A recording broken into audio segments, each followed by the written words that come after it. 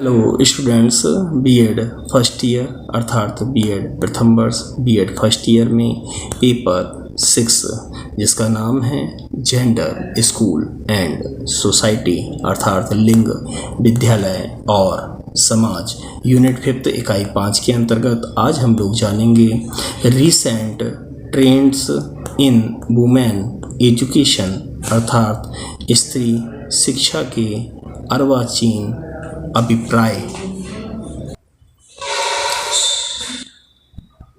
प्राचीन काल से ही ये रहा है कि स्त्री शिक्षा का महत्व वास्तव में इसके प्रयासों में हम ये कह सकते हैं कि इसके अभिप्राय में समय समय परिवर्तन होता रहा है। 15 अगस्त 1947 को जब देश स्वतंत्र हुआ तो मात्र 6 स्त्रियां ही शिक्षित रही थीं। स्वतंत्र भारत की समस्याओं में एक समस्या स्त्री शिक्षा, समानता और स्वतंत्रता की रही है। इस दिशा में प्रयास स्वतंत्रता के पश्चात से ही किए जाने लगे, क्योंकि परतंत्र भारत को आज़ाद कराने में स्त्रियों की सकारात्मक भूमिका और क्षमता का उदाहरण संपूर्ण देश देख चुका है। पंचवर्षीय योजनाओं आयोगों द्वारा स्वतंत्र भारत में स्त्रियों की शिक्षा को नवीन प्रभाव दिया गया। स्त्रियों की शिक्षा को उपयोगी और व्यवहारिक बनाने के लिए समय समय पर परिवर्तन किए जा रहे हैं। आधुनिक कालीन स्त्री शिक्षा की प्रवृत्तियों का निरूपण निम्नलिखित के आधार पर हम लोग करेंगे। सबसे पहले हम करेंगे स्त्री शिक्षा पर साक्षरता की अपेक्षा अधिक बल। स्त्री शिक्षा पर साक्षरता की अपेक्षा अधिक बल स्त्रियों की शैक्षिक दृष्टि में सुधार के लिए साक्षरता कार्यक्रम चलाए गए हैं, जहां अक्षर ज्ञान दिया जाता था। परंतु अर्वाचीन स्त्री शिक्षा की ये प्रवृत्ति नहीं है, क्योंकि अक्षर ज्ञान मात्र से स्त्रियों की दशा में सुधार नहीं किया जा सकता और न ही इस प्रकार उनमें जागरूकता लाई जा सकती है। इसलिए वर्तमान में स्त्रियों की औपचारिक विद्यालय एवं महाविद्यालय शिक्षा पर बल दिया जाता है, जिससे वे साक्षर ही नहीं बनती, अपितु वे सामाजिक, व्यक्तिगत और राष्ट्रीय तथा आकांक्षाओं और विषयों पर विवेकपूर्ण निर्णय लेने में भी सक्षम बनती हैं। दूसरा पॉइंट आता है स्त्रियों हेतु व्यवसायोन्मुखी पाठ्यक्रम। स्त्रियों हेतु व्यवसायमुखी पाठ्यक्रम।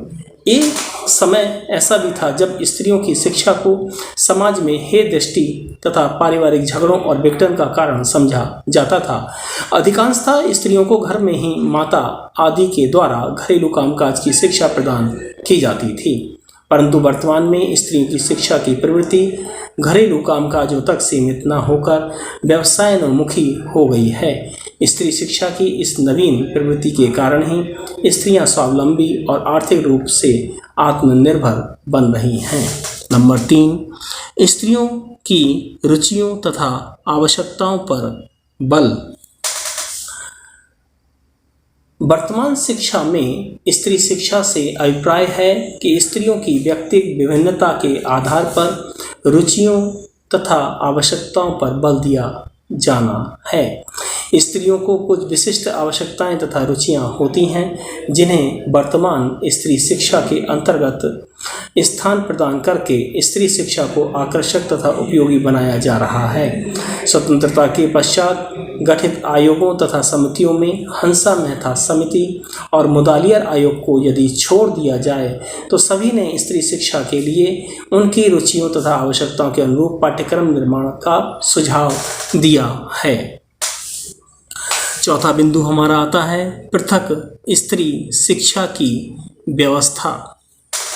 अर्वाचीन स्त्री शिक्षा से अभिप्राय अंतर्गत पृथक स्त्री शिक्षा की व्यवस्था सहशिक्षा को एजुकेशन के अंतर्गत की जा रही है, जिससे उनको किसी भी प्रकार के अभद्र व्यवहार और असमानता का सामना न करना पड़े।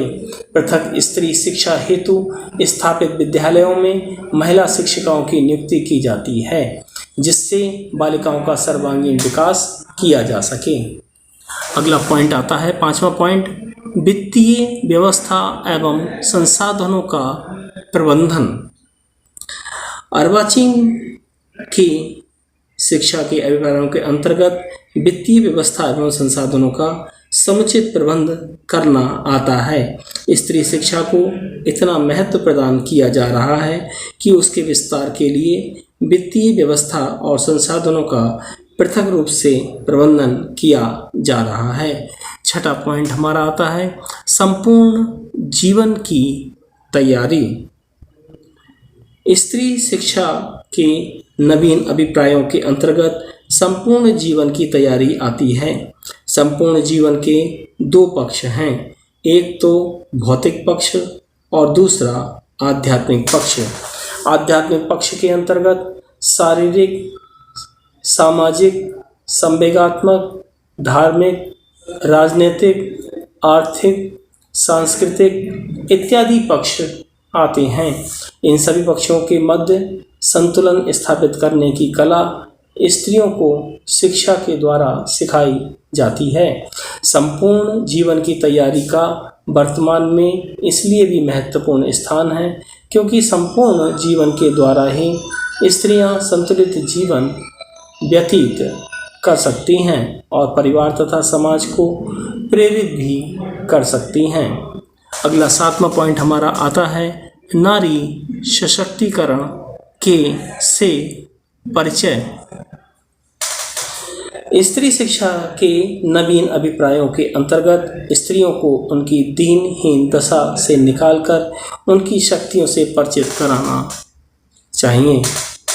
स्त्रियां साहित्य, कला, चिकित्सा, खेल, तकनीकी, विज्ञान, अभिनय आदि सभी क्षेत्रों में अपनी अग्रणी भूमिका निभा रही हैं और ये सब शिक्षा के द्वारा ही संभव हुआ है। वर्तमान शिक्षा ने स्त्रियों के भीतर की झिझक और दीनता को निकालकर उन्हें पुरुषों के समान कार्य करने, शिक्षा ग्रहण करने और अनुभवों को अर्जित करने की स्वतंत्रता प्रदान की है, जिससे स्त्रियां स्वयं को सशक्त महसूस कर रही हैं। वर्तमान स्त्री शिक्षा के समय ऐसी अनेक शक्तियां और सशक्त नारियों के उदाहरण हैं, जिनसे प्रेरणा प्राप्त करके वे आगे कदम बढ़ा रही हैं। हमारा 8वां पॉइंट आता है आर्थिक स्वावलंबन हेतु शिक्षा। स्त्री शिक्षा के अर्वाचीन अभिप्राय में स्त्रियों की शिक्षा को आर्थिक हितों से जोड़कर देखा जा रहा है, जिससे वे व्यक्तिगत उन्नति के साथ साथ समाज और राष्ट्र की उन्नति में भी सशक्त भूमिका का निर्वहन करें। शिक्षा को वर्तमान में उत्पादनोन्मुखी और विनिवेश यानी कि इन्वेस्टमेंट माना जाता है, क्योंकि इसमें आर्थिक पुष्ट जुड़ जाता है। यही बात स्त्री शिक्षा के विषय में भी की जानी चाहिए। और इसके बाद हमारा अगला पॉइंट आता है, 9वां पॉइंट आता है नवाचार तथा तकनीकी प्रयोग। स्त्री शिक्षा के महत्व के कारण इसकी अर्वाचीन प्रवृत्ति में नवाचारों यानी कि इनोवेशंस तथा तकनीकी के प्रयोग को सम्मिलित किया गया है। नवाचारों और तकनीकी के प्रयोग द्वारा शिक्षा को प्रभावी और उपयोगी बनाकर स्त्रियों की शिक्षा के प्रति दृढ़ संकल्प को व्यक्त किया जा रहा है, जिससे स्त्री शिक्षा का प्रसार हो रहा है। अगला 10वां पॉइंट हमारा आता है असमानता तथा शोषण के विरुद्ध रक्षा हेतु तैयारी। समाज में स्त्रियों के प्रति दोहरा रवैया अपनाया जाता है, जिसके कारण स्त्रियों को उनके लिंग, सामाजिक प्रथाओं इत्यादि के नाम पर असमानता और शोषण का व्यवहार किया जाता रहा है। शिक्षा के अर्वाचीन अभिप्रायों के द्वारा शिक्षा से तात्पर्य पाठ्यक्रम समाप्त कर लेना मात्र नहीं रह गया है, अब तो उनको असमानता और शोषण से रक्षा, उसके प्रति आवाज़ उठाने और न्याय प्राप्त करने के लिए तैयार करना भी है। इसी के अंतर्गत सामाजिक कुप्रथाएं की समाप्ति, अंधविश्वास तथा रूढ़ियों के प्रति जागरूकता उत्पन्न करने का दायित्व शिक्षा के द्वारा पूर्ण किया जा रहा है। अगला 11वां पॉइंट हमारा आता है, स्त्रीयोचित गुणों के साथ साथ अंतर्राष्ट्रीय शांति की अग्रदूत। स्त्री शिक्षा के अर्वाचीन अभिप्राय अत्यधिक व्यापक हैं और इन अभिप्रायों के अंतर्गत स्त्रियों में शिक्षा के द्वारा स्त्रीयोचित गुण जैसे प्रेम, त्याग, करुणा, दया, सहानुभूति, परोपकार, मातृत्व के साथ साथ उन्हें राष्ट्रीय तथा अंतर्राष्ट्रीय स्तरों पर प्रतिष्ठित करना है। स्त्रियों को अंतर्राष्ट्रीय शांति या यूं कहें तो विश्व शांति की प्रेरक माना जाता है। उनके गुणों के कारण जिनका विकास वर्तमान शिक्षा के द्वारा स्त्रियों में करके उन्हें मानवता और विश्व शांति की अग्रदूत बनाने हेतु प्रशिक्षित किया जा रहा है। और अगला और अंतिम पॉइंट आता है कुशल नेतृत्व।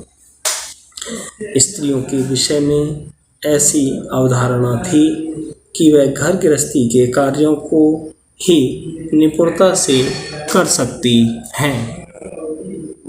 इसी कारण उन्हें सदैव घर और बाहर पुरुषों के नेतृत्व में रखा गया है और पुरुष प्रधान समाज का क्रम